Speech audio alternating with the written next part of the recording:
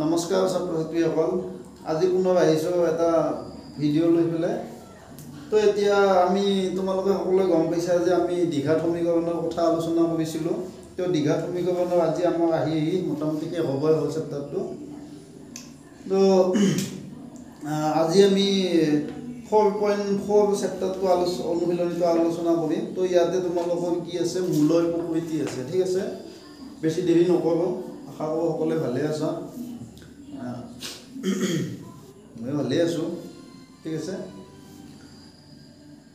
এতিয়া চাবা যে আমি দ্বিঘাত সমীকৰণৰ কথা সকলোৱে আলোচনা মানে কৰিছিলোঁ যে দ্বিঘাত সমীকৰণৰ প্ৰামাণিক ৰূপটো কি ax² + bx + c = 0 ঠিক আছে তো ইয়াতে a not equal 0 মানে a টো 0 হ'ব নোৱাৰে আৰু a b c বাস্তৱ সংখ্যা ঠিক আছে তো এতিয়া আমি কি কৰিব লাগিব যে চাবা যে এই দ্বিঘাত সমীকৰণৰ দুটা মূল থাকে কেইটা মূল থাকে দুটা মূল থাকে আমি সকলোৱে জানো দ্বিঘাত সমীকৰণৰ দুটা মূল থাকে তো এই মূলবিলাক আমাৰ কেনেকুৱা হ'ব তাৰমানে মূলৰ প্ৰকৃতি কেনেকুৱা হ'ব আমাৰ যেনেকৈ প্ৰকৃতি আছে তো দ্বিঘাত সমীকৰণৰ মূল মানে কেনেকুৱা হ'ব তো সেই বস্তুটো আমি চাম ঠিক আছে তো আমি এই দ্বিঘাত সমীকৰণৰ মূল দুটা যে আছে সেই মূল দুটাৰ প্ৰকৃতি আমি মানে কেনেকুৱা হ'ব আমি এটা বস্তুৰ পৰা গম পাওঁ সেইখিনি হৈছে b² - 4ac মানে এই b² - 4ac টো এই দ্বিঘাত সমীকৰণটো আমি কি বুলি কওঁ বিবেচিকা বুলি কওঁ বিবেচিকা বা নিৰ্দেশক বুলিও কয় এইটো ভেদ নিৰূপক বিবেচিকা বা ভেদ নিৰূপক আৰু ইংৰাজীত যাক কয় ডিসক্ৰিমিনেন্ট কি বুলি কয় ডিসক্ৰিমিনেন্ট মনত ৰাখবা ডিসক্ৰিমিনেন্ট মানে বা ভেদ নিৰূপক ঠিক আছে এটো আমি ভেদ নিৰূপক বুলিও কওঁ গতিকে তোমালোকৰ পৰীক্ষাত যদি সৰ্ব প্ৰশ্ন সোধে যে এই দ্বিঘাত ax² + bx + c = 0 বিবেচিকা কি হ'ব b² - 4ac বা ভেদ নিৰূপক কি b² - 4ac ঠিক আছে তো এনেকৈ আমি এইটো বস্তু গম পাম ঠিক আছে তো এতিয়া আমি মূলৰ প্ৰকৃতি যেটো আছে যে মূলৰ প্ৰকৃতিটো আমি b² - 4ac পৰাই গম পাম ঠিক আছে তো এতিয়া তোমালোকে মনত ৰাখিবা যে কি হয় যে আমাৰ যেটো দ্বিঘাত সমীকৰণ আছে ax² + bx + c = 0 ইয়াৰ মূল দুটা কি হ'ব সমান হ'ব সমান মানে সমান আৰু বাস্তৱ হ'ব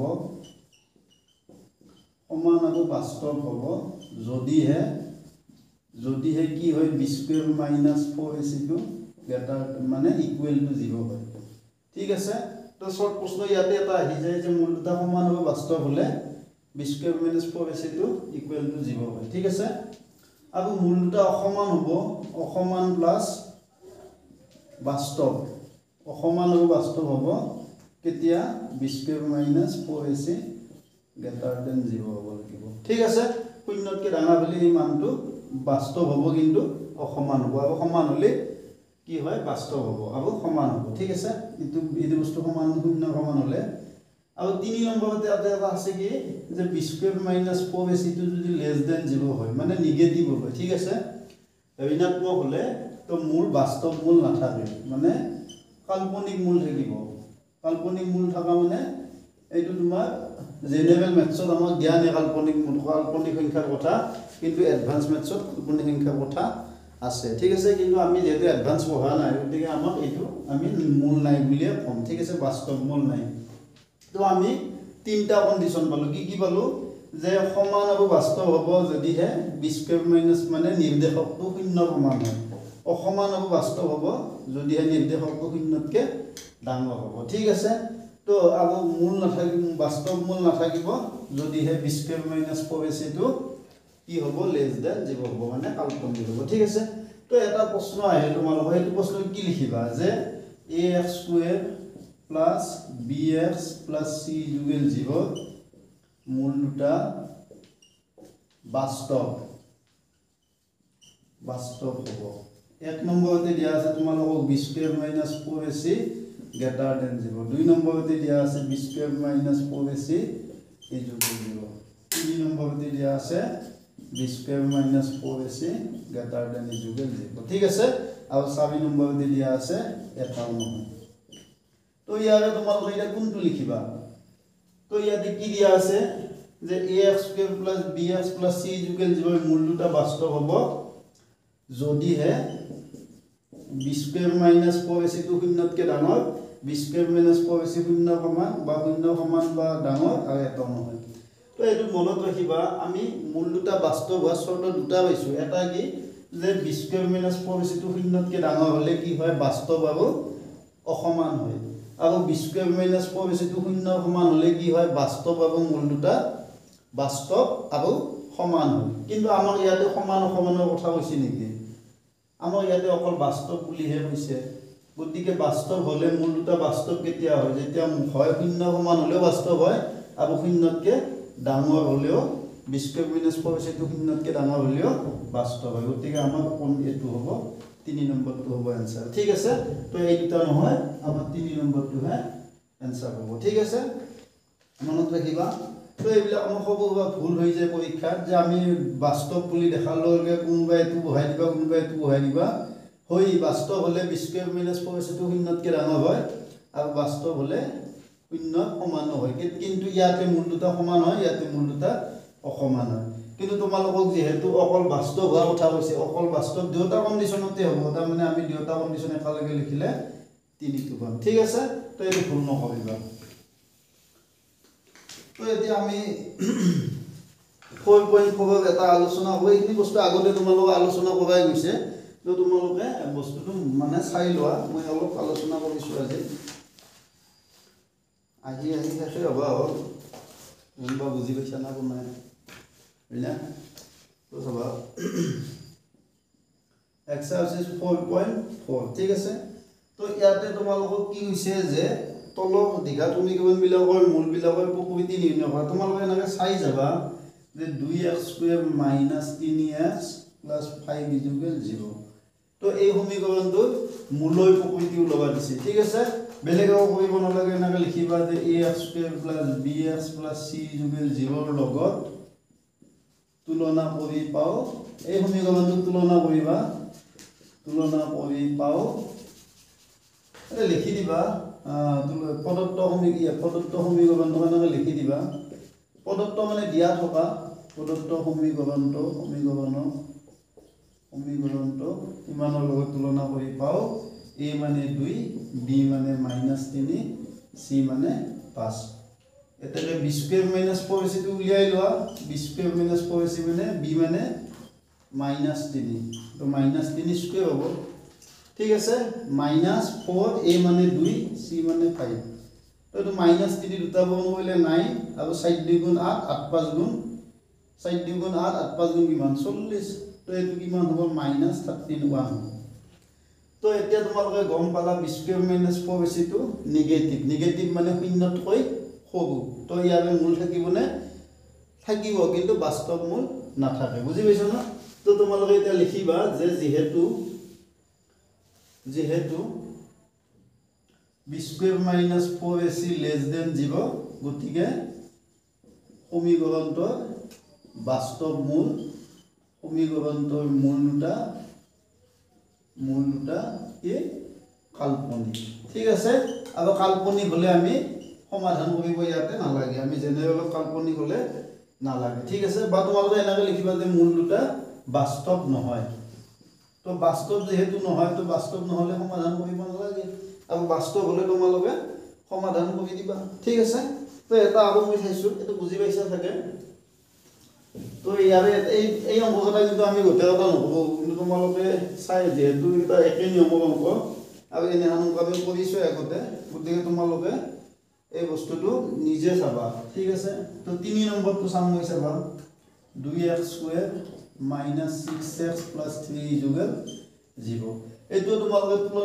তুলনা কৰিলে a মানে 2 b মানে -6 c মানে 3 ঠিক আছে তো এতিয়া b স্কয়ার মাইনাস 4ac মানে কি হ'ব b মানে -6 b স্কয়ার মাইনাস 4 a মানে 2 c মানে 3 এটো a মানে b তো এটো sin ডিগ্ৰী হ'ব -6 দুটা পূৰণ কৰিলে কিমান হ'ব 36 হ'ব ঠিক আছে তো এটো হ'ব 4 2 গুণ 8 8 3 গুণ 24 তো এটো 6 4 গেলি 2 3 2 গেলি 1 ঠিক আছে না हेतु सबा b माने -6 c माने 3 तो b स्क्वायर -6 स्क्वायर -4ac ता माने sin 20 -24 एतु हल तो কি পালা b স্কয়ার -4ac তো শূন্যতকৈ ডাঙৰ পালা গতিকে এটো শূন্যতকৈ ডাঙৰ তে এটা লিখি দিয়া যেহেতু b square -4ac greater than 0 গতিকে সমীকৰণটো বাস্তৱ মূল আছে ঠিক আছে তো সমীকৰণটো যেহেতু বাস্তৱ মূল আছে আমাৰ কি হলে বলাব সমাধান ওলাব ঠিক আছে তো এতিয়া এই অংকটা কিন্তু তোমালোকে দ্বিঘাত সূত্ৰত সমাধান কৰিবা দ্বিঘাত সূত্ৰটো ইউজ কৰিলে তোমালোকৰ সুবিধা হ'ব ঠিক আছে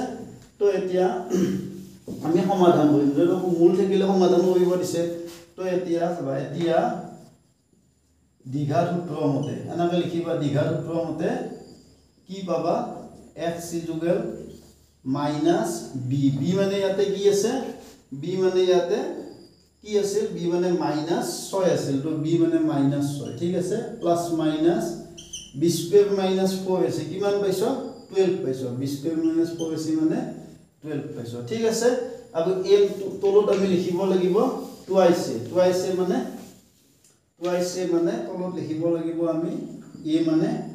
কি আছে 2 আছে ঠিক আছে তো এটো আমাৰ সমাধান 2 * 4 এটো 6 হ'ব মাইনাস মাইনাস পূৰণ কৰিলে আৰু 12 মানে কি চাবা 12 মানে 4 * 3 তো এতিয়া তোমালোকে 4 6 প্লাস মাইনাস 4 বৰ্গমূল 2 ওলাই আহিব ইয়াত 3 থাকিব ঠিক আছে তো এতিয়া তোমালোকে 2 টো যদি কমন আনা বা গোটেই এটা পদতে তোমালোকে 2 পূৰণ হৈ আছে গতিকে 2 3 * 6 প্লাস মাইনাস 2 1 * 2 अब याते 2 2 4 तो আমাৰ মূলটা হ'ব এটা হ'ব 3 + √3/2 আৰু এটা হ'ব 3 - √3/2 ঠিক আছে তো নিৰ্ণয় সমাধান লিখি দিয়া নিৰ্ণয় সমাধান x যুগল 3 + -√3/2 ইয়াতে দুটা মান আছে x ঠিক আছে এটাত মাজত প্লাস হ'ব আৰু এটাত মাজত মাইনাস হ'ব নিশ্চয় বুজি পাইছা ঠিক আছে তো এতিয়া মই দুই অংক এটা আলোচনা কৰি তো দুই অংক এটা আলোচনা কৰি আমি দ্বিঘাত সমীকৰণটো ইয়াতে সমাপ্ত কৰিম ঠিক আছে তো তোমালোকে শৰ্ট প্ৰশ্নবিলাক মই দিছো শৰ্ট প্ৰশ্নবিলাক তোমালোকে চাই লবা আৰু যদি কিবা যদি কৰি দিব লাগে তোমালোকে কমেন্টত জনাবা ঠিক আছে ইয়াৰ পিছত আমি কি আৰম্ভ কৰিম সমান্তৰ প্ৰগতিটো আৰম্ভ কৰিম ঠিক আছে তো এতিয়া চাবা ইয়াৰ এটা অংক কৰি দিম কিন্তু মই এটা মানে চাবা তো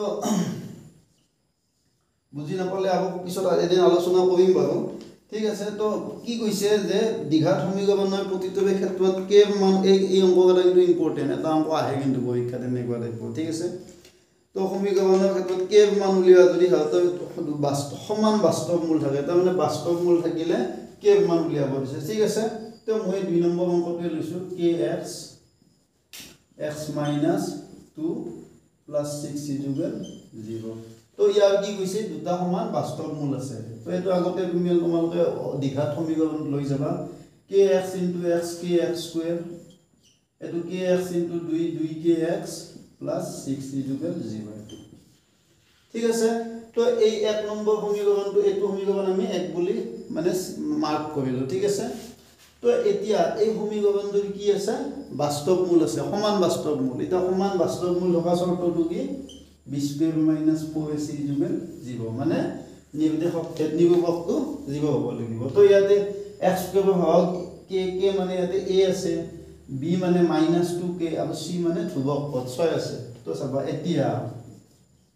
1ৰ মূল দুটা বাস্তৱ আৰু সমান হ'ব মূল দুটা কি বাস্তৱ আৰু সমান হ'ব যদি হে